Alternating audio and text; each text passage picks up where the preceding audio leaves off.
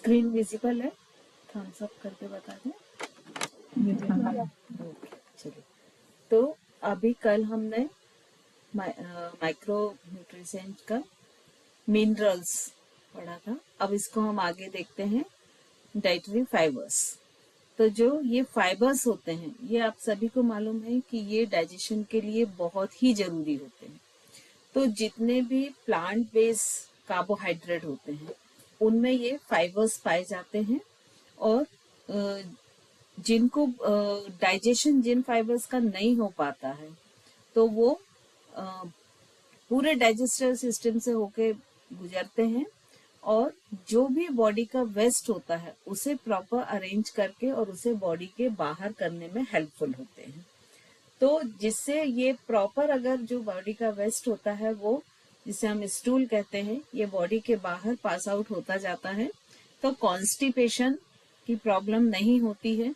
और जब कॉन्स्टिपेशन की प्रॉब्लम होती है तो जो लार्ज इंटेस्टाइन और रेक्टम में बहुत सारे तरह के बैक्टीरिया या इन्फेक्शंस पनपने लगते हैं।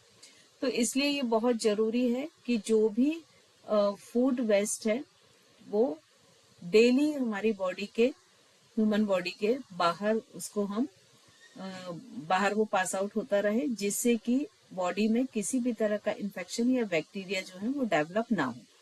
तो ये जो फाइबर्स होते हैं ये इस स्टूल को बनाने में हेल्पफुल होते हैं और कॉन्स्टिपेशन ना हो इसमें हेल्प करते हैं। इसके अलावा जो ह्यूमन इंटेस्टाइन होती है उसमें कुछ ऐसे बैक्टीरिया भी होते हैं जो कि डाइजेशन में हेल्प करते हैं, जिन्हें हम गुड बैक्टीरिया कहते हैं। और ये प्री बैक्टीरिया और प्रो बैक्टीरिया के नाम से जाने जाते हैं। तो ये क्या करते हैं, पूरी बॉडी में जो भी हमने खाना खाया उनको प्रॉपर डाइजेस्ट करके कंप्लीट बॉडी में न्यूट्रिशंस को भेजते हैं। और इनके कारण ही क्या होता है, वेट पर कंट्रोल होता है, ओबेसिटी वगैरह नहीं होती है, ब्लड का ग्लूकोज कंट्रोल होता है, कोलेस्ट्रॉल कंट्रोल होता है, हार्ट और जितना भी मेटाबॉलिज्म प्रोसीजर्स होती हैं वो प्रॉपर होती हैं। तो इस तरह से अगर देखा जाए तो ये जो फाइबर्स हैं ये मेनली दो तरह के होते हैं। एक तो वो होते हैं जो पानी में घुल जाते हैं, वो किस में पाए जाते हैं, जैसे ओट्स, बीन, सेब, इनमें पाए जाते हैं। और दूसरे होते हैं कि जो अघुलनशील रेशे होते हैं, मतलब ये साबुत अनाज और सब्जियों में पाए जाते हैं, ये घुलते नहीं है। और दोनों तरह के ही फाइबर डाइजेशन के लिए इंपॉर्टेंट होते हैं, सॉल्युबल और इनसॉल्युबल।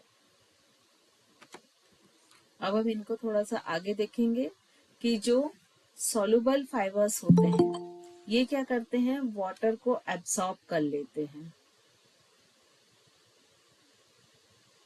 सॉल्युबल फाइबर वाटर को एब्सॉर्ब कर लेते हैं, जिससे एक जेल जैसा प्रोडक्ट बनता है और ये जो डाइजेशन को है उसको स्लो करता है और ब्लड में कोलेस्ट्रॉल और शुगर के लेवल को कंट्रोल करता है। और वहीं पर जो इनसॉल्युबल फाइबर्स होते हैं ये क्या करते हैं कि जो भी पूरा जब जो फूड हमने इंटेक्ट किया और उसके जितने भी न्यूट्रिशंस हैं वो बॉडी ने एब्सॉर्ब कर लिए, तो वो जो बचा हुआ वेस्ट होता है उसमें वेट लाता है। उसके अंदर ये इनसॉल्युबल फाइबर्स एक नेटवर्क की तरह गुथ जाते हैं, जिससे वो थोड़ा हैवी हो जाता है। और जब वो हैवी होता है तो वो ग्रेविटी के कारण नीचे की तरफ शिफ्ट होता जाता है। और जब वो एक पर्टिकुलर वेट तक हो जाता है तो वो जो स्टूल होता है उसको बॉडी के बाहर करने का एक इमोशंस होता है और ह्यूमंस उस स्टूल को बॉडी के बाहर कर देते हैं। टाइम से ज्वाइन हुआ करिए, बीच में ना दिक्कत होती है। तो जब ये स्टूल जो है, ये जो वेस्ट होता है, ये बॉडी के बाहर लगातार होता जाता है तो कॉन्स्टिपेशन को ये प्रिवेंट करता है। और कॉन्स्टिपेशन जब प्रिवेंट होता है तो कोलन से रिलेटेड, पेट से रिलेटेड जितनी भी बीमारियां हैं, constipation, indigestion, gastric problem, acidity होना, ये सारी चीजों से ये प्रोटेक्शन देता है। और ये जो सॉल्युबल फाइबर्स हैं ये किस किस चीज में मिलते हैं, oats, beans, apple, citrus fruits, carrot और साइलिन, इन सारी चीजों में मिलते हैं। वहीं पर जो इनसॉल्युबल फाइबर्स हैं वो किसमें मिलते हैं? होल व्हीट, नट, सीड, वेजिटेबल, ब्राउन राइस और ब्राउन। तो इन सारी चीजों में इनसॉल्युबल फाइबर्स मिलते हैं। इसके अलावा एक और तरह के फाइबर्स या स्टार्च, जिसको हम फाइबर तो नहीं कहते हैं, स्टार्च कहते हैं, ये होता है रेजिस्टेंस स्टार्च। तो ये एक तरह का फाइबर है जो डाइजेशन को रेजिस्ट करता है, या डाइजेशन के जो प्रोसेस है, स्पीड है, उसको स्लो करता है। और ये बिल्कुल उस तरह से काम करता है कि जैसे कि सॉल्युबल फाइबर्स काम करते हैं, कि ये वाटर को एब्जॉर्ब करता जाता है, एक जेल नुमा प्रोडक्ट बनाता जाता है, जिससे डाइजेशन स्लो होता जाता है। और ये इसका मेन काम क्या है? जो रेजिस्ट स्टार्च होता है, ये जो इंटेस्टाइन में जो गुड बैक्टीरिया पाए जाते हैं, जो प्री बैक्टीरिया या प्रो बैक्टीरिया जिनको हम कहते हैं, उनको ये न्यूट्रिएंट्स देता है, उनकी ग्रोथ करता है, उनको प्रॉपर लाइफ बना के रखता है, और साथ ही ये ब्लड में शुगर के लेवल को कंट्रोल रखता है। ये इनका सोर्स क्या है? कच्चे केले, दलिया और फलियां। तो इसीलिए आप देखिए कि जो दलिया है वो एक ऐसा प्रोडक्ट है कि कभी भी अगर व्यक्ति बीमार होता है तो उसको अक्सर दलिया खाने की सलाह दी जाती है, जिससे कि उसका डाइजेशन बहुत अच्छा रहे। या फिर उसे खिचड़ी खाने की सलाह दी जाती है, क्योंकि जब दाल चावल क्यों नहीं खा सकते, उसमें भी हम दाल और चावल ही खाते हैं, खिचड़ी में भी दाल और चावल ही खाते हैं। लेकिन क्या होता है, खिचड़ी को जब दाल और चावल को एक साथ मिला के कुक किया जाता है तो उसमें जो केमिकल रिएक्शंस होते हैं और उसके कारण बहुत सारे फाइबर्स बनते हैं और वो फाइबर रिच हो जाती है। तो इसलिए दाल चावल को नहीं प्रेफर किया जाता है, खिचड़ी को ही प्रेफरेंस दिया जाता है। अब ये जो फाइबर्स हैं, इनके बेनिफिट क्या हैं बॉडी में? तो सबसे पहला तो डाइजेशन ही है, कि ये स्टूल को वल्की बनाता है, जिससे वो इजीली नीचे की तरफ स्लिप हो जाता है इंटेस्टाइन से, और कॉन्स्टिपेशन को रोकता है। मतलब लार्ज इंटेस्टाइन में वेस्ट नहीं रुकता है और वो नीचे की तरफ शिफ्ट होता जाता है।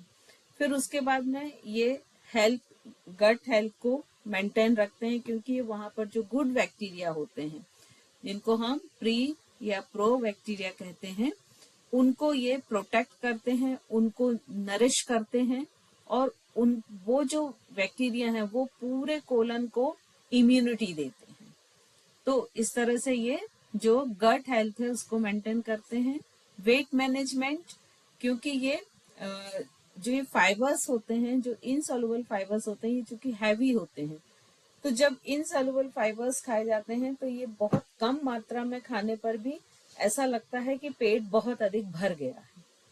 तो ये एक फीलिंग देते हैं कि जो स्टमक है वो फुल हो चुका है, और ये हमारी भूख को कंट्रोल करते हैं। साथ ही कैलोरी, जब हम कम खाना खाएंगे तो कैलोरी भी हमारी कम जाएगी, तो ये भूख और कैलोरी दोनों को कंट्रोल करते हैं। तो इस तरह से जब ये दोनों चीजें कंट्रोल होती है तो वेट मैनेजमेंट कंट्रोल हो जाता है। फिर ब्लड शुगर कंट्रोल, तो ये चूंकि शुगर का जो एब्जॉर्प्शन है उसको स्लो करता है, डाइजेशन को, प्रोसेस को स्लो करता है। तो उसके कारण क्या होता है कि जब स्लो डाइजेशन होता है तो ब्लड में तेजी से शुगर की क्वांटिटी नहीं बढ़ती है। जितना स्लो डाइजेशन होगा उतना ही धीरे धीरे ब्लड में शुगर की मात्रा बढ़ेगी, और जब धीरे धीरे शुगर इंक्रीज होती है ब्लड में, तो स्पीड कम होने के कारण डायबिटीज रिस्क जो है वो बहुत कम हो जाती है, इसका रिस्क फैक्टर कम हो जाता है। फिर हार्ट हेल्थ, तो ये जो एलडीएल है, जिसको हम बैड कोलेस्ट्रॉल भी कहते हैं, उसके लेवल को ये कम करते हैं, जिससे हार्ट रिस्क कम हो जाता है। और साथ ही साथ ये फाइबर्स के कारण क्या होता है कि जो कैपिलरीज होती हैं वो पूरी क्लीन होती हैं, तो वहां पर क्लॉटिंग या वहां पर किसी भी तरह का कोई फैट डिपॉजिट हो, वो सारी चीजें, कोलेस्ट्रॉल डिपॉजिट हो, वो सारी चीजें नहीं हो पाती हैं और हार्ट रिस्क कम हो जाती है। अब ये कितना होना चाहिए? तो जो एडल्ट हैं उनको लगभग 22 to 38 ग्राम डेली जो फाइबर की क्वांटिटी होनी चाहिए। लेकिन फिर भी ये डिपेंड करता है कि उनकी वर्किंग स्टाइल क्या है, उनकी फिजिकल मेंटल स्टेटस क्या है। तो उस पर ये डिपेंड होता है, लेकिन ऑन एवरेज यदि हम देखें तो 22 से 38 ग्राम पर डे की इसकी आवश्यकता होती है। और जैसे अगर किसी तरह का गैस्ट्रिक प्रॉब्लम है, स्वेलिंग है, या कुछ ऐठन क्रैम्स आ रहे हैं, तब फाइबर धीरे धीरे बढ़ाने चाहिए। और धीरे धीरे जब ये बढ़ाते हैं तो बॉडी इसको एडजस्ट कर लेती है। सडनली बहुत अधिक मात्रा नहीं बढ़ानी चाहिए कि मान लीजिए यदि आप पर डे 10 ग्राम ले रहे हैं और आप सडनली 38 कर देते हैं। आप उसको ग्रेजुअली बढ़ाएं धीरे धीरे, जिससे बॉडी उसे एडजस्ट करती जाए और धीरे धीरे उसका सेवन बढ़ाते जाए। अब ये कुछ प्रोडक्ट दिए हैं, तो जो लेफ्ट साइड दिए हैं इनमें पूरे में सॉल्युबल फाइबर्स मिलते हैं, और जो राइट साइड है उनमें इनसॉल्युबल फाइबर्स मिलते हैं।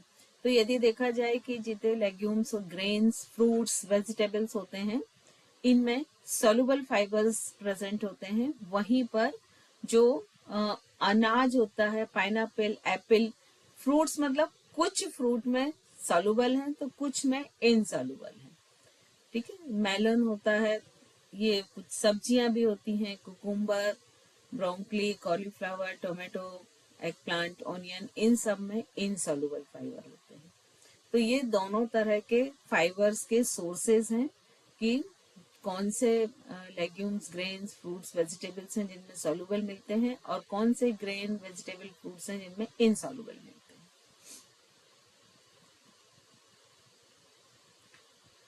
तो मोस्टली जो हमको फाइबर्स मिलते हैं वो रिच फाइबर हमको इन सारी चीजों से मिलते हैं, जिसमें देखिए आंवला है, एप्पल है, एवोकाडो है, फिर नाशपाती है, सिट्रस फ्रूट्स हैं, बादाम है, अखरोट है, कुछ तरह की बेरीज हैं, और उसके अलावा ओट्स है, कैरेट है, ब्रोकली है, कैबेज है। तो ये सारी चीजें हैं, इनसे हमको फाइबर्स मिलते हैं। अब ये जो फाइबर हैं ये ज्यादातर हमको किससे मिल रहे हैं कि जो हम प्लांट बेस्ड फूड ले रहे हैं उनसे हमको मिल रहे हैं। और वो प्लांट कौन कौन से हैं? जितने भी होल ग्रेन हैं, जितनी भी लेग्यूम्स हैं, फलियां हैं, फल हैं, और वेजिटेबल्स हैं, कुछ सीड्स हैं, ड्राई फ्रूट्स हैं, नट्स हैं। इन सारी चीजों से आपको फाइबर मिलते हैं। और इनमें जो दोनों तरह के फाइबर होते हैं, सॉल्युबल और अनसॉल्युबल, इनसॉल्युबल, दोनों तरह के फाइबर होते हैं, और ये दोनों ही पाचन के लिए बहुत अधिक आवश्यक हैं। और इसीलिए कहा जाता है कि फ्रूट्स को पूरा खाना चाहिए, ना कि उसका जूस लेना चाहिए, क्योंकि जब हम जूस फॉर्म में लेते हैं तो उससे वो फाइबर्स जो होते हैं वो रिमूव हो जाते हैं। तो यदि फाइबर रिच हमें डाइट लेना है तो कोई भी फ्रूट को, वेजिटेबल को पूरे फॉर्म में लेना चाहिए, उनके जूस को अवॉइड करना चाहिए।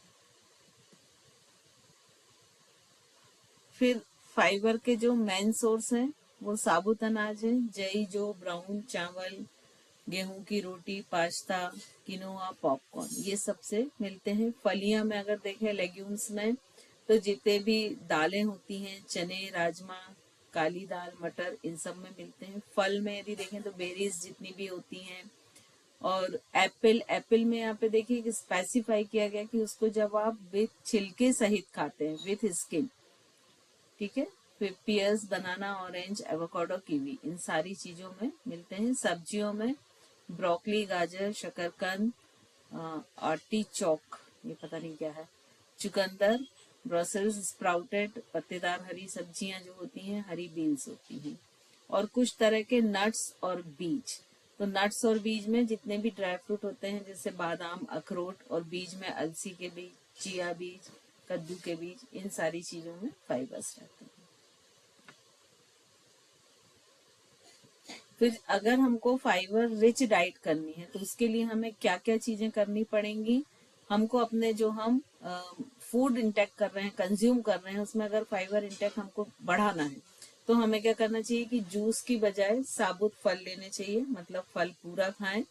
साबुत अनाज वाली ब्रेड और पास्ता का विकल्प चुनना चाहिए। सूप, सलाद में बीन्स और दाल का यूज करना चाहिए। नाश्ते में जो ड्राई फ्रूट होते हैं, नट्स होते हैं, सीड्स होते हैं, या साबुत फ्रूट्स, वो साबुत फल, वो खाने चाहिए। अब ये जो डाइटरी फाइबर्स हैं, इनका फायदा क्या होता है? तो एक तो ये कोलोन कैंसर से प्रोटेक्ट करते हैं, क्योंकि ये कोलोन में जो वेस्ट होता है उसको भारी बनाते हैं, जिससे वो नीचे की तरह लगातार शिफ्ट होता रहता है। तो वहां पर चूंकि वेस्ट डिपॉजिट नहीं हो पाता है, तो डिपॉजिट ना होने के कारण वहां किसी भी तरह के इन्फेक्शंस नहीं होते हैं। सेकंड है, डायबिटीज से प्रिवेंशन देते हैं, गट्स हेल्थ को बढ़ाते हैं, कॉन्स्टिपेशन को रोकते हैं, और ओबेसिटी, इसे भी रोकते हैं। तो ये सारे जो बेनिफिट हैं इस फाइबर को खाने से होते हैं। ये उसी का डिटेल दिया है। अब हम देखते हैं कि इनसॉल्युबल फाइबर्स और सॉल्युबल फाइबर्स, तो इसमें क्या क्या बेनिफिट है और क्या डिफरेंस है। तो इनसॉल्युबल फाइबर जो है, ये कोलोन के लिए बहुत अच्छा होता है और कॉन्स्टिपेशन को प्रिवेंट करता है, क्योंकि ये घुलनशील नहीं है, तो ये स्मॉल इंटेस्टाइन में एब्जॉर्ब नहीं होता है। लेकिन वही जो सॉल्युबल फाइबर है, वो क्या करेगा कि वो बहुत लंबे समय तक ऐसा फील कराएगा कि आपका स्टमक भरा हुआ है, भूख की जो एहसास है उसे देर तक बनाए रखेगा। फिर कोलेस्ट्रॉल, एलडीएल को जो होता है उसे मेंटेन करेगा। ब्लड शुगर को ये मेंटेन रखेगा। ये सॉल्युबल फाइबर का फायदे हैं। तो अगर इसमें हम देखें तो जो भी ये फाइबर होते हैं, ये एक तो डाइजेशन पावर में हेल्प करते हैं, कॉन्स्टिपेशन रोकते हैं, मतलब स्टूल पास ऑन को रेगुलाइज करते हैं, ब्लड शुगर को कंट्रोल करते हैं, और ओबेसिटी या वेट मैनेजमेंट में हेल्प होती है, क्योंकि ये बहुत लंबे समय तक पेट को भरा हुआ महसूस कराने में हेल्पफुल होते हैं। और उसके साथ ही जो स्मॉल इंटेस्टाइन में जो बैक्टीरिया, गुड बैक्टीरिया होते हैं, उनको पोषण देते हैं। ये चीज हम पढ़ चुके हैं कि ये डाइजेशन, कॉन्स्टिपेशन, डाइजेशन को प्रॉपर करता है, प्रिवेंट कॉन्स्टिपेशन। फाइबर ऐड होने से जो वेस्ट होता है वो बल्की और सॉफ्ट हो जाता है, तो इसके कारण से वो इजीली पास आउट हो जाता है और कॉन्स्टिपेशन से बचते हैं। फिर help to with loose stool, यदि लूज मोशन हो रहे हैं तो लूज मोशन में भी ये फाइबर अगर हम बढ़ा दें क्वांटिटी तो बहुत हेल्पफुल होता है, क्योंकि फाइबर की जो सॉल्युबल फाइबर हैं उनकी एक प्रॉपर्टी होती है कि वो वाटर को एब्सॉर्ब करते हैं। तो लूज मोशन में यदि हम सॉल्युबल फाइबर की क्वांटिटी बढ़ा दें तो वहां पर वो स्टूल को सॉलिड करता जाएगा और उसके वाटर को एब्सॉर्ब करेगा, तो ये लूज मोशन में हेल्पफुल होते हैं।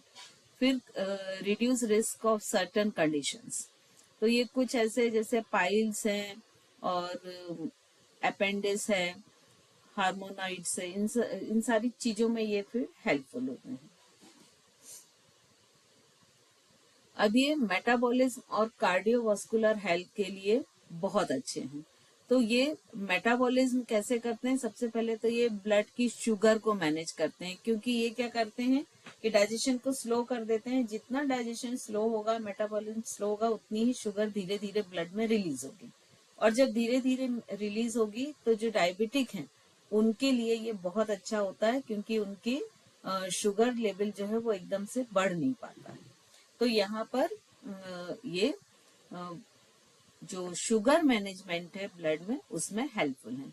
कोलेस्ट्रॉल ये कम करता है। तो ये जो सॉल्युबल फाइबर्स होते हैं, ये एलडीएल, इसको उसको एक बाइंड कर देता है और ब्लड से रिमूव कर देता है। तो ब्लड से ये रिमूव होते जाने के कारण ये ब्लड में इसकी क्वांटिटी बढ़ नहीं पाती है, और हार्ट से रिलेटेड रिस्क जो है वो कम हो जाते हैं। और चूंकि कोलेस्ट्रॉल और बीपी दोनों को ये मैनेज करता है, तो हार्ट रिस्क ऑटोमेटिक कम हो जाएंगे। फिर वेट मैनेजमेंट, तो ये एक फुलनेस को प्रमोट करता है, कि बहुत लंबे समय तक आपको ऐसा लगेगा कि आपका पेट भरा हुआ है, डाइजेशन धीमे धीमे होगा, तो जिससे आपका जो फूड कंज्यूम करने की क्वांटिटी है वो ऑटोमेटिक कम हो जाएगी। फिर ये इंटेस्टाइन के जितने भी गट बैक्टीरिया हैं उनको जिनको हम प्री बैक्टीरिया या प्रो बैक्टीरिया दोनों के नाम से जानते हैं। तो ये दोनों जो हैं डाइजेशन के लिए बहुत ही कंपलसरी होते हैं और ये दोनों डाइजेशन में हेल्पफुल होते हैं, तो इनको ये पोषण देते हैं। फिर इसके बाद में जो एक फैटी एसिड्स होते हैं, फैटी एसिड्स को ये प्रोड्यूस करते हैं जो कि हेल्थ के लिए बहुत ही अच्छे होते हैं और इम्यूनिटी सिस्टम को ये या जो प्रोटेक्टिव इफेक्ट्स होते हैं उनको बढ़ाते हैं। और जब फाइबर रिच डाइट लेते हैं तो ये जितने भी कोलोन से रिलेटेड कैंसर होते हैं उनके रिस्क फैक्टर को कम करते हैं। अब इसके बाद हम आएंगे हेल्थ बेनिफिट ऑफ वाटर। पानी के क्या क्या बेनिफिट हैं? तो पानी के बेनिफिट तो मुझे लगता है सभी को मालूम होगा। थम्स अप या डाउन करें। देखिए सभी को मालूम है, फिर भी अगर हम मोटे तौर पे देखें तो ये ज्वाइंट्स को प्रोटेक्ट करते हैं, डाइजेशन को प्रॉपर करते हैं, एनर्जी बढ़ाते हैं, फोकस बढ़ाते हैं, कार्डियोवास्कुलर हेल्थ को प्रोटेक्ट करते हैं। अब ये जैसे पानी सभी को मालूम है और सभी घर में पानी पीते हैं, राइट?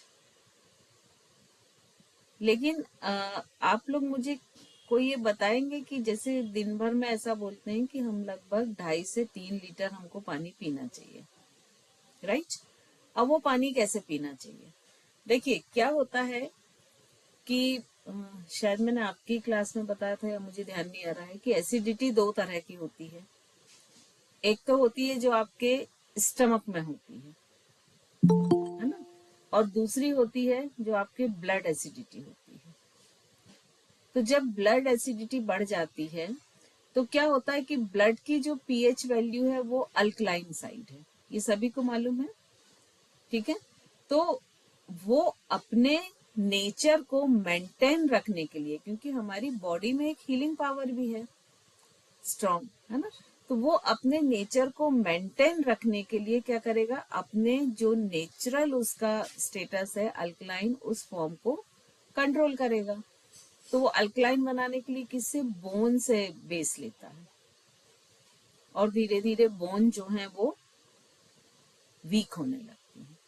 तो चूंकि हमारे शरीर में 70% पानी है और हम दिन भर में अगर सबसे ज्यादा जो कंज्यूम करते हैं या जिसका इंटेक लेते हैं वो पानी है। अब कोई बाकी चीज को कंपेयर करिए पानी से, इतनी क्वांटिटी में आप और कोई भी चीज नहीं लेते। तो आप लोग ने अपने घर का पानी चेक किया कैसा रहता है? किया है किसी ने? मैम चेक नहीं किया, लेकिन आपने जो कल वो मटके वाला बताया था वो किया है, मटके में रखा है कल धूप में भी। और देखिए मैं आपको 1 मिनट में बताती हूँ प्रैक्टिकल करके ना, एक सेकंड। मैम जो हमारे घर में जैसे आरओ का टेस्टिंग होता है ना, तो उसमें जो नॉर्मल टैप वाटर आता है उसका टीडीएस है 2500, 2000 एंड अबव। देखिए और जो टीडीएस एक अलग चीज है, वो बताता है कि मिनरल कितने उसमें है, लेकिन हाँ जी, पीएच वैल्यू अलग चीज हो जाती है। हाँ वो पीएच नहीं वैल्यू चेक ये किया बताता है हमने। कि जो वाटर है वो एसिडिक है या बेस है ना? एक सेकंड में बताती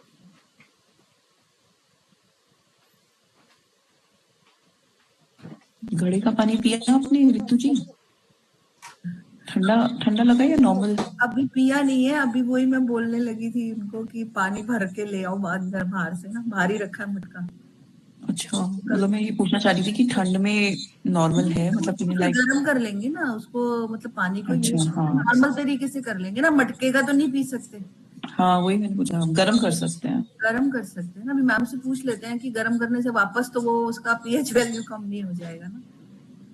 मटका तो रखा ही हुआ था, वो स्टोर में रख दिया था, उसे कल निकाल के भरा वापस। हाँ यूजली यही होता है कि मतलब सितंबर तक हटा देते हैं मटका। मैम ने बोला कि बारिश उसमें, धूप में और मून लाइट में रखो। देखिए रखा हुआ ये है। एक कांच का ग्लास है, मैं अभी थोड़ी सी देर के लिए पिन कर रही हूँ ना अपने आप को, जिससे आप लोग को सबको अच्छे से दिखे।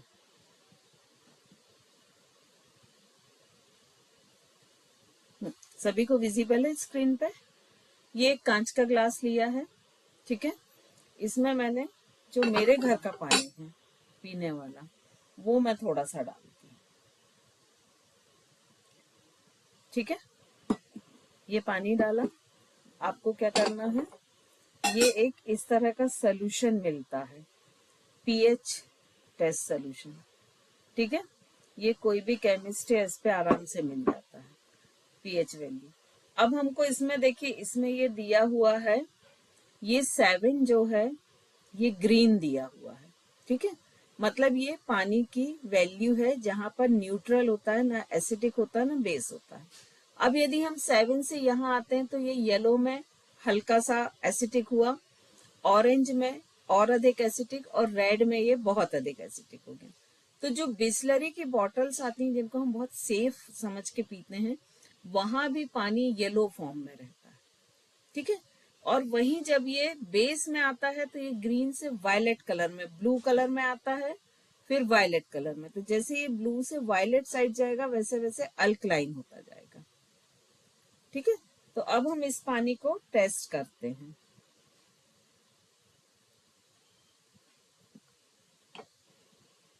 ये देखिए, ये इस तरह की रहती है बिल्कुल। ये पानी लिया है, इसमें हमने ये 1 ड्रॉप डाला, देखिए अगर इसमें मैं ड्रॉप बढ़ा दूंगी ना थोड़ा सा, क्योंकि ये पानी ज्यादा है, दिख रहा है ब्लू, वायलेट ब्लू, ये कलर आना चाहिए जो आप पानी पीते। अभी मैंने ड्रॉप्स बहुत कम डाले और पानी बहुत ज्यादा है, आप लोग को दिखे इसलिए मैंने ज्यादा लिया, लेकिन ये ब्लू आप लोग को दिख रहा होगा क्लियर, आई थिंक, है ना। तो यदि हम पानी और कम लेके करते तो ये वायलेट हो जाता, या इसमें मैं 5-6 ड्रॉप और मिला दूं तो ये वायलेट हो जाएगा। तो ये पानी होना चाहिए जो आप पीते हैं। तो चूंकि पानी एक बहुत मेजर, देखिए ये जैसे जैसे अब दिख रहा है आपको ये ब्लू होते हुए, हाँ, यस मैम, दिख रहा है। है ना, ये कंप्लीट ब्लू हो रहा है।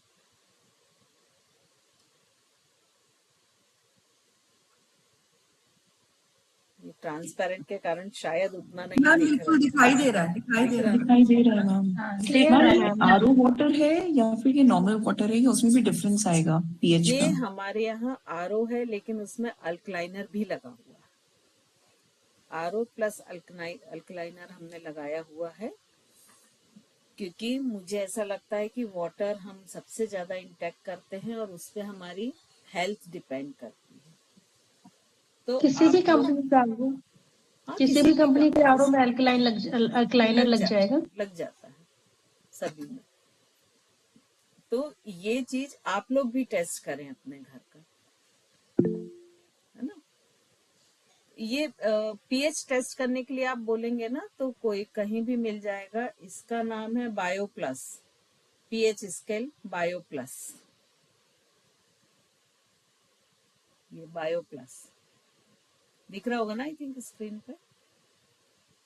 मैडम जो कॉपर का लगा आने लगा आजकल आरओ में, वो अलग होता है पीएच लेवल से? देखिए कॉपर का लगा आता है वो आप ठीक बोल रहे हैं, लेकिन आपको मालूम है कॉपर बहुत जल्दी गंदा होता है। आप कॉपर का ग्लास देखिए कभी, या और कोई बर्तन देखिए, तो उसको हमको कितनी बार घिस घिस के साफ करना पड़ता है। मतलब साधारण पानी से भी वो साफ नहीं होता, उस पर एक ब्लैक लेयर जम जाती है, तो वो हार्मफुल हो जाता है जब उस पर वो ब्लैक लेयर कोटिंग हो जाती है। मैम इसी चक्कर में मैंने बॉटल्स हटा दी क्योंकि वो अंदर हाँ, से साफ नहीं हो क्योंकि पाती। अंदर से आप साफ कर ही नहीं सकते हैं उसको। तो यदि कॉपर यूज करना है तो कॉपर के लिए तो बेस्ट ये होता है कि जो ऐसी छोटी सी पानी की टंकी होती है ना जिसका पूरा चौड़ा मुंह होता है, वो आप यूज करें, जिससे वो अंदर से भी अच्छी तरह क्लीन हो जाए। लेकिन ये वाटर में शायद मैंने इंक्लूड किया, आपको एक चीज और मालूम है, पहले आपने देखा अगर आप पुराने घरों में जाएं तो हर जगह वो गगरी मिलेंगी और जो पानी पीने के लिए लोटे मिलेंगे। वो क्यों? क्योंकि आपको मालूम कि एक सरफेस टेंशन होता है, एक वर्ड है ना साइंस में, सरफेस टेंशन का मतलब होता है कि कोई भी लिक्विड को तो आप जिस उसमें डालेंगे वो उसका शेप ले लेगा। मान लीजिए हमने ग्लास में डाला, तो ग्लास के ऊपर जो सरफेस है उसके जो मॉलिक्यूल आपस में एक दूसरे से टाइट बंधे हुए हैं, वो उसका टेंशन हो जाता है, सरफेस टेंशन। तो जिन चीजों का सरफेस टेंशन अधिक होगा तो वो उस पानी में नीचे डूब जाएंगे। जैसे आप मान लीजिए लकड़ी का बुरादा पानी के ऊपर छिड़किए तो वो नीचे नहीं जाएगा, है ना। लेकिन यदि आप लकड़ी का टुकड़ा डालिए तो वो नीचे चला जाएगा। तो ऐसा माना जाता है कि जो बहुत अच्छा पानी होता है उसका गोल सरफेस टेंशन होना चाहिए। और इसीलिए हमारे यहाँ जितनी भी आप पुरानी उसमें देखिएगा आपको वो ऐसी गोल गुंड, गगरी, कसेड़ी या फिर लोटा यही चीजें मिलेंगी। पुराने बर्तनों में आपको ना टंकी मिलेगी कहीं, एक वो बड़ा ऐसा कलश शेप का मिलेगा, उस वो भी गोल ही रहता है, तो वो यूजफुल होता है। मैम चलिए वो पीतल का जो पीतल का मटका है, जैसे मेरी मम्मी का पुराना, तो वो उन्होंने तो वो कूड़े में डाल रखा है, तो पीतल के बर्तन में पानी सही रहता है? बिल्कुल सही रहता है, बढ़िया तो वो रहता भी बोल सकते हैं ना, वो काला हो जाता है बार बार। है। हाँ, उसको धुलना, रोज धुलना पड़ता हाँ है। जी। वाटर को और हम कंप्लीट कर लें, है ना। मैं फिर से स्टील से शेयर, बेटर है अगर हम उसमें डालें तो पीतल। हाँ, स्क्रीन में फिर से शेयर कर रही हूँ।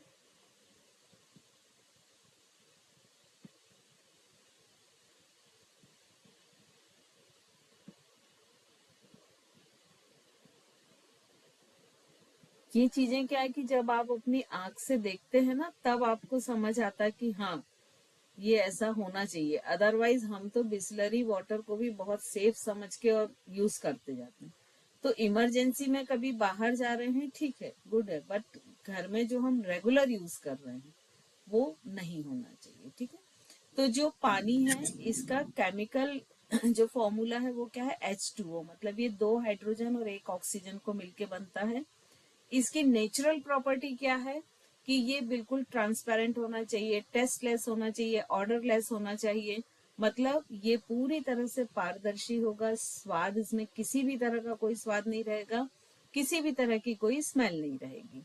और ये इसकी जो स्टेट होती है तीनों स्टेट में मिलता है। यदि इसको हम सॉलिड में जाते हैं तो ये आइस, बर्फ के फॉर्म में, यदि गैस फॉर्म में जाते हैं तो ये भाप के फॉर्म में। तो ये तीनों फॉर्म में मिलता है और इसको यूनिवर्सल सॉल्वेंट कहते हैं।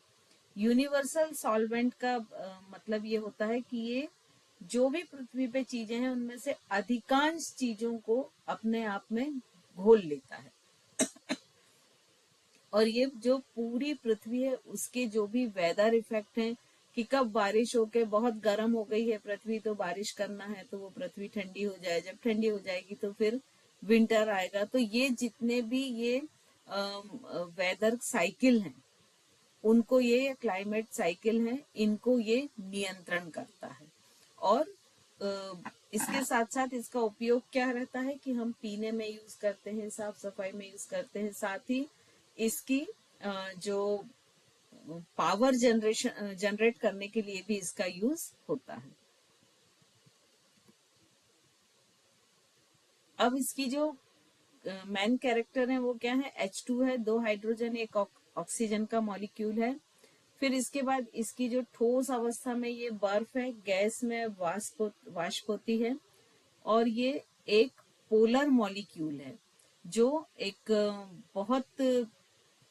बहुत स्ट्रांगली हाइड्रोजन को बांध के रखता है। और साथ ही ये यूनिवर्सल सॉल्वेंट है, ये पावर को जनरेट करता है। और ये इसकी जो डेंसिटी होती है वो जब ये सॉलिड होता है तो ये डेंसिटी कम होती है, मतलब सॉलिड बर्फ फॉर्म में है और यदि हम बर्फ को पानी में डालते हैं तो वो ऊपर तैरती है, तो इसकी जो डेंसिटी है वो कम हो जाती है इस फॉर्म में।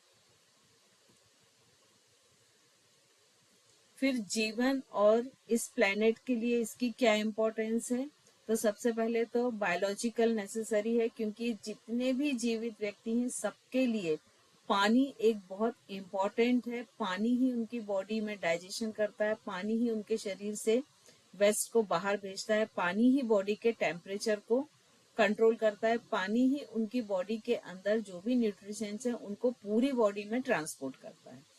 तो जो पानी जितने भी लाइफ ऑर्गेनिज्म है उन सब के लिए बहुत इंपॉर्टेंट रोल है उनके जीवन के लिए।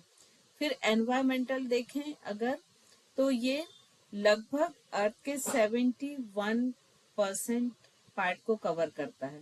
देखिए यहाँ भी देखिए हमारी बॉडी में लगभग 70% पानी है और पूरी पृथ्वी पर भी लगभग 71% पानी है। और ये पूरी पृथ्वी के तापमान को नियंत्रण करता है। जितनी भी एनवायरमेंटल साइकिल्स हैं वो इसी से कंट्रोल होते हैं। और जितना भी ह्यूमंस खाना बनाने में, क्लीन करने में, एग्रीकल्चर में, ट्रांसपोर्टेशन में, बहुत सारी चीजों में इसका यूज होता है। और ये पावर जनरेटिंग है और इंडस्ट्रीज में भी इसका बहुत अधिक यूज होता है। तो इन ऑल अगर हम वाटर के यूजेस देखें तो drinking, aquatic life, swimming, fountain, bathing, constructions, plant, industry, cleaning floor, cooking, washing, farming, इन सभी में पानी का यूज होता है। और ह्यूमन बॉडी में यदि हम देखें तो लगभग 70 से 75% पानी होता है ह्यूमन बॉडी में। और ये जो है सबसे ज्यादा जो कंपोनेंट्स होता है बॉडी में यही होता है। और सेल में भी सबसे बड़ा कंपोनेंट्स पानी का ही होता है। फिर ग्रोथ के लिए और रिप्रोडक्शन के लिए ये बहुत ही जरूरी है, क्योंकि जब सेल डिवीजन होता है तो उसमें सेल के अंदर जो वाटर प्रेजेंट होता है वो एक इम्पोर्टेंट रोल प्ले करता है। फिर डाइजेशन में हेल्पफुल है, ऑक्सीजन को पूरी बॉडी में ट्रांसपोर्ट करने के लिए, बॉडी के टेम्परेचर को मेंटेन करने के लिए, शॉक एब्जॉर्बर के रूप में भी ये काम करता है, जॉइंट्स में लुब्रिकेशंस देता है और जितनी भी मेम्ब्रेन्स होता है उनको नम बना के रखता है, और बॉडी वेस्ट को बाहर फ्लश करने के लिए, और हार्मोन्स और जितने भी हार्मोन से रिलेटेड चीजें हैं हार्मोन्स को ट्रांसपोर्ट करने के लिए और हार्मोन से रिलेटेड चीजों को रेगुलेट करने के लिए। साथ ही न्यूरोट्रांसमीटर, मतलब ब्रेन में भी अगर पानी नहीं हो तो ब्रेन ठीक से काम नहीं करेगा। क्योंकि आपने एक वो सुना होगा ना वर्ड मृग मारीचिका, जब रेगिस्तान में बहुत लंबे समय तक पानी नहीं मिलता है तो जो ब्रेन है वो उसमें इल्यूजन्स होने लगते हैं कि थोड़ी सी दूर पे पानी है। तो ब्रेन भी पानी के बल पर ही सही तरीके से काम कर पाता है। तो अगर हम वाटर का यूज देखें तो ये ब्रेन में लगभग 75% वाटर का यूज होता है। ब्लड चूंकि ट्रांसपोर्ट करता है सारी चीजों को तो वहां 83% वाटर होता है। हार्ट 79, बोन 22, मसल्स 75, लीवर 85 और किडनी 83।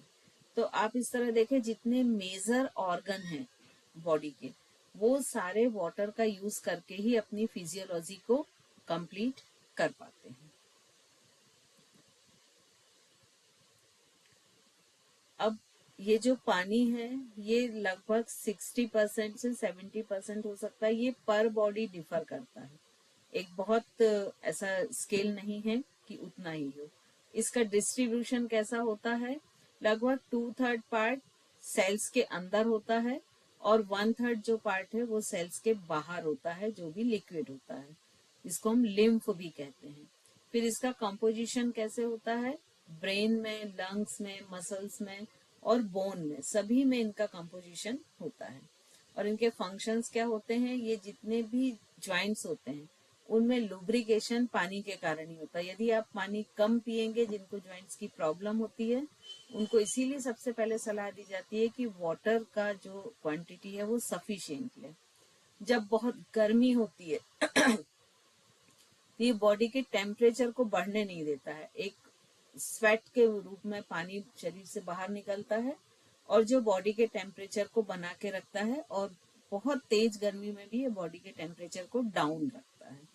फिर ये जितने भी न्यूट्रिशंस हैं उनको पूरी बॉडी में ट्रांसपोर्ट करता है। जितना भी वेस्ट है वो सारा बॉडी के बाहर करता है। डाइजेशन में हेल्प करता है। ब्रेन के जितने भी कार्य हैं वो पानी के एब्सेंस में नहीं संभव है। मेटाबॉलिज्म को ये इंक्रीज करता है। तो इसकी आवश्यकता क्यों है, सर्वाइवल, मतलब जितनी भी बॉडी में फिजियोलॉजी है वो सारी चीजों के लिए पानी की आवश्यकता है। यदि पानी को ना पिया जाए तो बहुत जल्दी डिहाइड्रेट होते हैं, और डिहाइड्रेट होने की जो कंडीशन है वो कई बार इतनी अधिक होती है कि उससे डेथ तक होना भी पॉसिबल, डेथ रिस्क तक भी हो सकती है। फिर हेल्थ, तो जितने भी किडनी से रिलेटेड प्रॉब्लम है, डाइजेशन से रिलेटेड प्रॉब्लम है, हार्ट से रिलेटेड प्रॉब्लम है, ब्लड सर्कुलेशन से रिलेटेड प्रॉब्लम है, उन सारे को इन्फेक्शन से बचा के रखने का काम पानी करता है।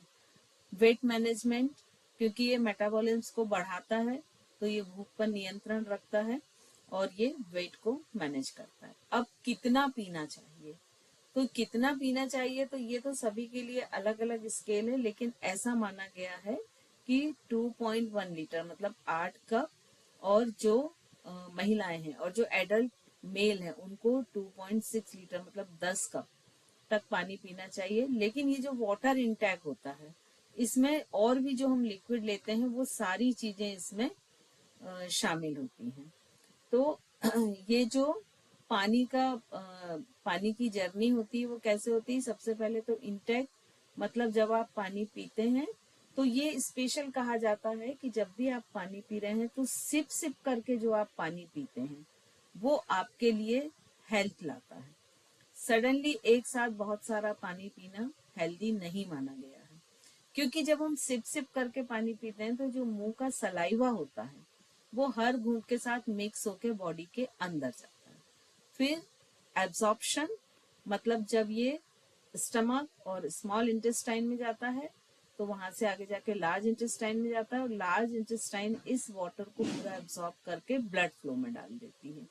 फिर डिस्ट्रीब्यूशन, तो ये जो ब्लड फ्लो के साथ जब पानी जाता है तो हर एक सेल तक ये जाता है, और अपने साथ में ये जितने भी न्यूट्रिशंस होते हैं मतलब ग्लूकोज होता है, ऑक्सीजन होता है, सबको साथ में लेके जाता है। और फिर फिल्ट्रेशन, तो फिल्ट्रेशन क्या करते हैं कि जब ये किडनी में आता है पूरा ब्लड, तो वहां पे किडनी इन्हें फिल्टर करती है, और जितना एक्सेस पानी होता है उसके साथ जितने टॉक्सिन्स मटेरियल होते हैं उनको ये यूरिन में कन्वर्ट करके और बॉडी के बाहर थ्रू आउट कर देती है। तो इस तरह से ये पूरा एक साइकिल होता है। अब यहाँ पर दिया है कि जो एडल्ट मेल है उसमें 60% पानी है, फीमेल में 50, चिल्ड्रन में 65 और इन्फेंट में 75। मतलब आप देखिए जितना छोटा हो रहा है उतने पानी की क्वांटिटी बढ़ती जा रही है। ये जो जर्नी अभी हमने पढ़ी है कि हम यहाँ से पानी को इंटेक लेते हैं, ये जब पेट में आता है, इंटेस्टाइन में आता है, तो ये धीरे धीरे एब्सॉर्ब होने लगता है, पूरा एब्सॉर्ब होता है और ब्लड में चला जाता है। ब्लड के थ्रू ये किडनी तक जाता है, यहाँ पर फिल्टर होता है और इसका एलिमिनेशन हो जाता है टॉक्सिन्स के साथ, ये ब्लैडर में आ जाता है और ब्लैडर से ये बॉडी के बाहर यूरिन के रूप में बाहर हो जाता है। अब ये यहाँ पर इसकी पूरी वो दिखाई है कि कैसे ये फैलता है, कि ये सबसे पहले मुंह में गया, फिर ईसोफेगस में, ईसोफेगस से स्मॉल इंटेस्टाइन में, तो स्मॉल इंटेस्टाइन जो होती है और लार्ज इंटेस्टाइन, ये दोनों इसको एब्सॉर्ब करती हैं। इससे जितने भी टॉक्सिन्स होते हैं वो हटाती है। मान लीजिए पानी में किसी तरह की कोई गंदगी है तो वो सब हटा के और फिर इसको पूरी बॉडी में भेज देती हैं। ये जो रेड लाइंस आप देख रहे हैं ये एब्सॉर्ब किया हुआ पानी है, और जो ब्लू लाइन आप देख रहे हैं वो इंटेक कर रहे हैं पानी। तो ये मुंह से ये पानी को इंटेक कर रहे हैं। ब्लू लाइन यहाँ तक आकर ये पूरा एब्सॉर्ब हुआ और ये ब्लड के साथ मिक्स हो गया, और ये हर एक ऑर्गन को पूरी बॉडी में सर्कुलेट हुआ, और फाइनली ये किडनी में आया, किडनी से ये फिल्टर हुआ, और यहाँ पे जो बचा हुआ पानी है वो टॉक्सिन्स के साथ ब्लैडर में आया, और उसके बाद ये बॉडी से बाहर हो गया। अब इंजेक्शन और एंट्री, तो जब इसमें पानी पीते हैं तो वो जैसे ही मुंह में प्रवेश करता है तो सबसे पहला काम क्या होता है उसका, कि वो सलाइवरी ग्लैंड से जो सलाइवा सीक्रेट होता है उसके साथ वो मिक्स होकर एक हल्का जेल टाइप का बन जाता है, और उसके बाद वो ईसोफेगस से होता हुआ स्टमक तक आता है। स्टमक से उसका एब्जॉर्प्शन शुरू हो जाता है।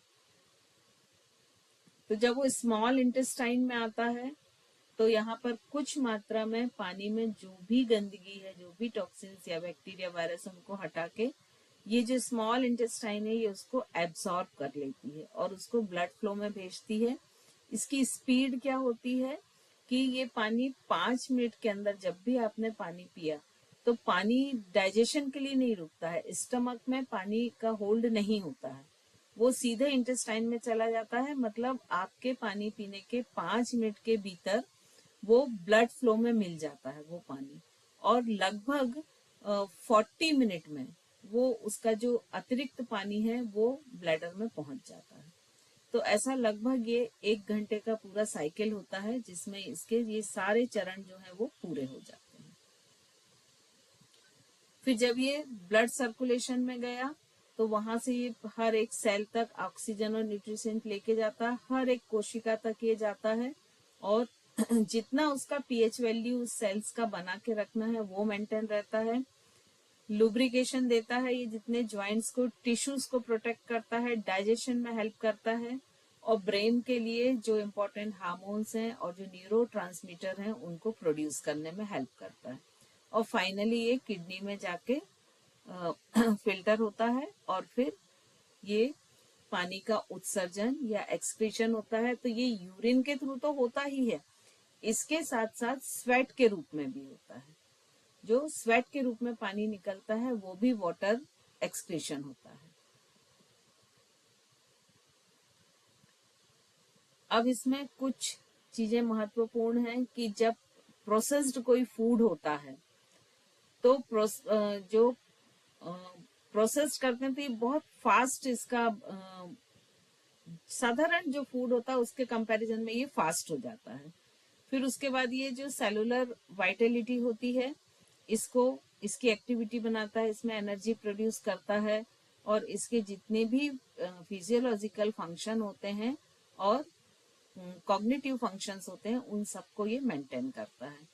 और ये सबसे बड़ी चीज है कि जितनी भी लिक्विड फॉर्म्स हैं बॉडी में उन सबके पीएच को बना के रखता है, इलेक्ट्रोलाइट्स लेवल को बना के रखता है, जिससे कि सारे फंक्शन हेल्दी रूप से चले। अब ये सरफेस टेंशन है, तो जैसे ये ड्रॉप है तो ड्रॉप हमेशा देखिए ऐसा राउंड रहेगा, और ये जो ड्रॉप का सरफेस टेंशन है यही डाइजेशन के लिए सबसे अच्छा माना जाता है। ये सोप एंड डिटर्जेंट का सरफेस टेंशन है, ये अलग अलग सरफेस टेंशन बताए गए हैं, कैपिलरी का, बबल का, फिर वाटर स्ट्रिक्डर का, तो ये अलग अलग तरह के ये सरफेस टेंशन बताए गए हैं। अब यहाँ पर सरफेस टेंशन होता क्या है, जो आपको हमने बताया था कि ये जो मॉलिक्यूल है सबसे ऊपर की लेयर पे, ये कितने मजबूती के साथ, हम इसको सरल भाषा में समझ रहे हैं कि ये मॉलिक्यूल आपस में कितनी तेजी के साथ बॉन्ड है, वो जो प्रेशर है, जो स्ट्रेंथ है, वो सरफेस टेंशन होता है।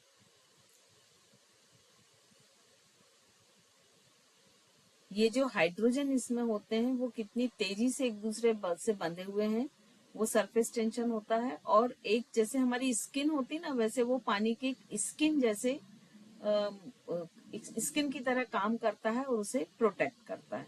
जैसे जैसे ये पानी का तापमान बढ़ेगा तो ये सरफेस टेंशन कम हो जाता है।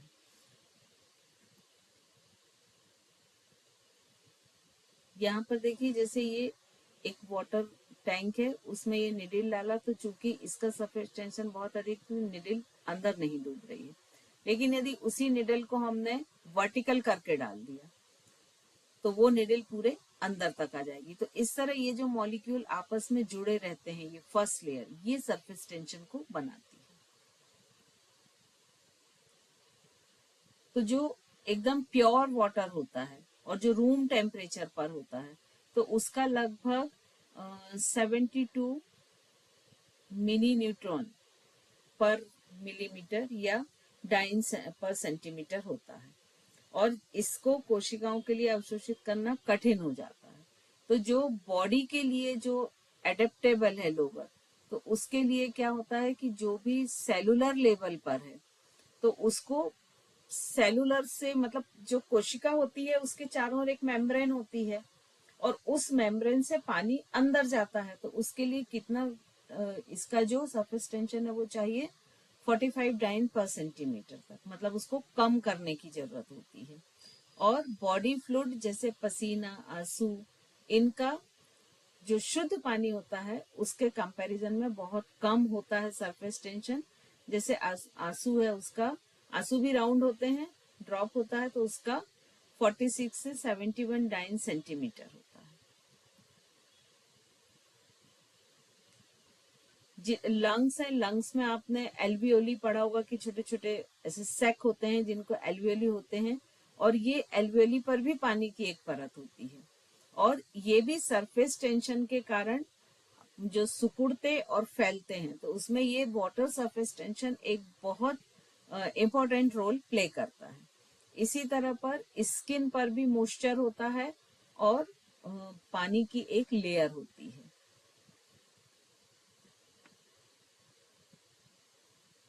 तो जो एक बहुत अच्छा good surface tension human body के लिए होता है वो क्या होता है, एक ड्रॉप शेप का बबल। इसीलिए अब कुछ ऐसे टेक्निक्स चल रहे हैं कि इनका सरफेस टेंशन मैनेज करके एक बबल टाइप का वाटर बनाया जा रहा है, और जो हम बॉटल में पीते हैं उसकी जगह वो बबल को, जैसे अब हम कोई बाइट खाते हैं ना, वैसे बबल को खाने से वो पानी वहां पर रिलीज हो जाएगा। तो ये अभी काफी चल रहा है। अब डेली आप वाटर कितना इंटेक करें, तो उसके लिए 9 से 10 के बीच में आपको लेना चाहिए, फिर 1 बजे से 2 बजे के बीच में, और शाम को 7 बजे से 8 बजे के बीच में। और ह्यूमन बॉडी में लगभग 70% पानी है, तो लगभग 8 से 10 जो कप है वो पानी आपको लेना चाहिए, तब आपका 70% पानी कंप्लीट होगा। तो जो यहाँ पर दिया गया है कि किस तरह से ये ग्लास बढ़ते जाएंगे वेट के हिसाब से, जैसे 9 kg वेट है तो 1 ग्लास सफिशिएंट है, तो ये पूरा वेट के हिसाब से दिया गया है। लेकिन औसतन जो माना है वो 2.5 से 3.5 लीटर तक का सफिशिएंट हो जाता है। और इसके लिए सबसे अच्छा, क्योंकि अब यहाँ भी ये दिक्कत है कि हम स्टैंडर्ड स्केल नहीं ले सकते हैं कि हर व्यक्ति जो है वो लगभग 2.5 से 3.5 लीटर पानी पिए, तो उसके लिए यूरिन का कलर चेक करना। यदि यूरिन बहुत सेमी ट्रांसपेरेंट एकदम हल्की पीली है तो मतलब आपने जो वाटर इंटेक ले रहे हैं वो सफिशिएंट है, और यदि मान लीजिए उसमें कलर बढ़ रहा है, येलोइश हो रही है, तो इसका मतलब आप वाटर इंटेक कम कर रहे हैं। यहाँ पर एक वाटर इंटेक दिया है कि जैसे मेल है तो 3.7 लीटर, फीमेल है तो 2.7, बच्चे हैं तो उनके लिए अलग अलग दिया है, प्रेग्नेंट लेडीज हैं तो 2.3 लीटर, और अगर लैक्टेटिव वुमेन्स हैं तो 3.1 लीटर। ये सारा हम पढ़ चुके हैं कि बॉडी को हाइड्रेट रखता है, और जो हाइड्रेट रहने के लिए सबसे अच्छा सुझाव यह है कि बार बार पानी पिएं, और ऐसा पानी ना पिएं कि जो बहुत अधिक, जैसे कोल्ड ड्रिंक है या बहुत ठंडा पानी है, एकदम चिल्ड वाटर है, उन चीजों को अवॉइड करें। और पानी की जगह आप कुछ पानी वाले फल होते हैं जैसे तरबूज, खरबूज है, ककड़ी है, खीरा है, उस टाइप की चीजें भी आप यूज कर सकते हैं। और जब भी बॉडी में प्यास लगे तो जरूर से उसको पानी को पिए।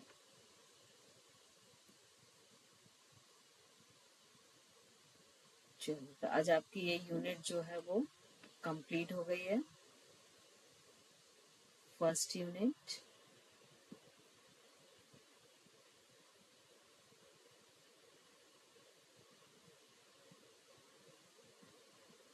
इसके बाद अब हम नेक्स्ट क्लास से सेकेंड यूनिट शुरू करेंगे, ठीक है।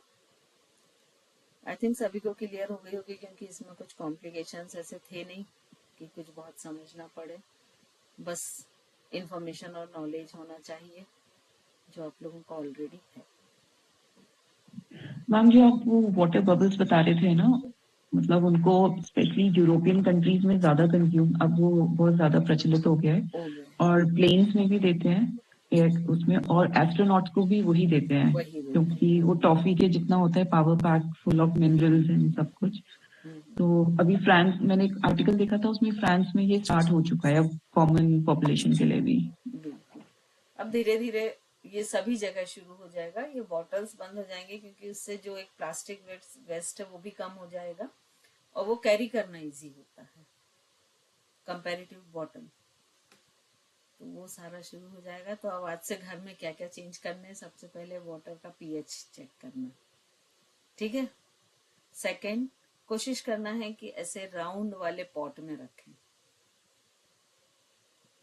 है ना, क्योंकि आरओ से जैसे ही आरओ भरता है तो आप उससे पानी निकाल लें, क्योंकि वो तो प्लास्टिक ही है, उसको स्टोर कर लें राउंडेड में किसी में, और फिर उससे आप पानी पिए। जैसे राउंड में वो 6-8 घंटे रहने दे, जैसे रात में स्टोर कर दिया, फिर सुबह से उसको कंज्यूम करें। मैम वाटर टेंशन जो आपने बताया, तो मतलब उसके ऊपर एक सरफेस बन जाता है तो वो प्रोटेक्ट करता है पानी को। हाँ, मतलब आप देखिए उससे हल्की जो चीजें होती हैं, जैसे सपोज उसमें एक था कि वो एक कीड़ा गिरा हुआ था पिक्चर में, तो वो उसके अंदर तक नहीं जा पाया, ऊपर ही रुक गया। तो इस तरह से वो एक स्किन की तरह काम करता है, जैसे हमारी स्किन है ना प्रोटेक्ट करती, ऐसे ही वो एक वाटर स्किन हम कह सकते हैं कि जो उसे मैम कई बार हमने देखा है पानी ज्यादा देर रखा रहता है तो एक वाइट सी परत बन जाती वाइट है। से, वो कैल्शियम अधिक होता है पानी में। जब कैल्शियम अधिक होता है ना, हार्ड वाटर जिसको हम कहते हैं, तो आप जिस बर्तन में रखें और यदि आप उसको 2 दिन तक बिना हिलाए रखे दें तो नीचे लिटरली पूरा वाइट ही जम जाएगा, एक लेयर टाइप की। तो वो हार्ड वाटर जो होता है वो। और चूंकि पानी हम सबसे ज्यादा यूज करते हैं, सबसे ज्यादा अगर फूड के साथ कुछ ऐसा अपने बॉडी में डाल रहे हैं तो वो पानी ही होता है, इसीलिए हमें उसके लिए बहुत अधिक अवेयर होना चाहिए।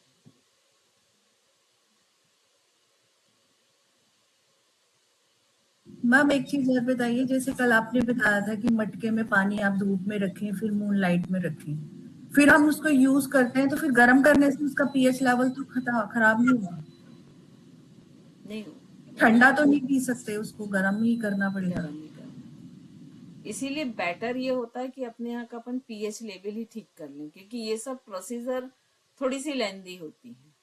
और दूसरा ये होता है कि आजकल के घरों में तो उतना खुले आंगन भी नहीं रहते हैं कि आप उसको 8 घंटे धूप में रख सको। सभी क्या, मान लो बालकनी है भी तो मालूम पड़ा 3 घंटे धूप आ रही, 4 घंटे धूप आ रही है, तो वो तो ऐसा जैसे खुली छत या खुली आंगन होते थे पहले, तो उसमें रख दो, तो उससे बेहतर है कि हम अपने पानी के पीएच लेवल को मेंटेन करें। मैम धीरे धीरे सारी पुरानी चीजें ही वापस आ रही हैं, हम लोग मॉडर्न बनने के चक्कर में चेंज कर दी चीजों को। लाना ही पड़ेगा हाँ यदि हेल्दी रहना अब है। मुझे तो मतलब उस टाइम आइडिया नहीं था, जब मेरी शादी हुई तो मेरी मदर इन लॉ के पास एक भरतिया था, उसमें बहुत सारे मेटल्स का बना हुआ था वो, तो वो उसमें साग बनाती थी और वो देखने में बहुत ही बुरा लगता था, तो मैंने उसको निकाल दिया कि शुरू में ही आती मैंने कहा मम्मी इसको निकालोगे किचन में अच्छा नहीं लगता। और फिर अब बहुत नहीं, पता है कि क्यों उसको वेस्ट किया जैसे है। एल्यूमिनियम जो हम यूज करते हैं, है ना, अभी आप देखिए मोस्टली घरों में कढ़ाई तो एल्यूमिनियम की ही मिलेंगी, कुकिंग पेन, है ना। वो एल्यूमिनियम के बर्तन क्यों शुरू किए गए थे कि जो हमारे यहाँ जब वो अंग्रेजों का शासन था, तो जो फ्रीडम फाइटर्स थे उनको काला पानी, एक जगह थी ना अंडमान निकोबार में जहां पर उनको कैद किया जाता था, तो चूंकि वो उनको नहीं चाहते थे कि वो लंबा जिए, तो इसलिए उनके लिए वो एल्यूमिनियम के बर्तन किए गए थे कि जब रोज उसका पका हुआ, उसमें पका हुआ खाना देंगे, और वो देखिए प्लेट भी एल्यूमिनियम की रहती है, तो वो एक स्लो पॉइजन की तरह काम करता है, तो वो धीरे धीरे हेल्थ को डाउन करता जाता है। तो ये जो फर्स्ट जो उसके बर्तन बने थे वो उनके लिए बने थे, जो आज हम घर में यूज करते हैं। मैम अब तो काफी अवेयर हो गए हैं, सब हाँ, चीजें चेंज कर दी हैं, हम लोग नहीं यूज करते अब एल्युमिनियम घर में। तो वो सारी धीरे धीरे अवेयरनेस हमको वापस लानी पड़ेगी, और वापस हमको एक, जो बोलते थे ना पुराने होते, जैसे आज भी बोलते कि आप मिट्टी के बर्तन में कुकिंग कीजिए तो वो बेस्ट है, तो पहले भी यदि हम जाएं तो मिट्टी के ही बर्तन तो होते थे ना, पानी भी मिट्टी के बर्तन में ही रखा जाता था, या फिर वो पीतल की ऐसे गोल जो गगरी होती थी, तो वो हमको करना ही पड़ेगा यदि हमको हेल्दी रहना है। और उस समय तो हेल्थ के लिए इतने चैलेंजेस नहीं थे, क्योंकि लाइफ स्टाइल बहुत अच्छी थी, जितने भी फूड, जितने भी चीजें मिल रही हैं वो बहुत प्योर थी, ऑर्गेनिक थी। अभी तो एटमॉस्फेयर प्योर था, अभी तो हम सब तरफ से स्ट्रगल कर रहे हैं ना, एटमॉस्फेयर प्योर नहीं मिल रहा, पानी प्योर नहीं मिल रहा, खाना प्योर नहीं मिल रहा है, तो मतलब बॉडी एक हद तक ही तो स्ट्रगल कर पाएगी।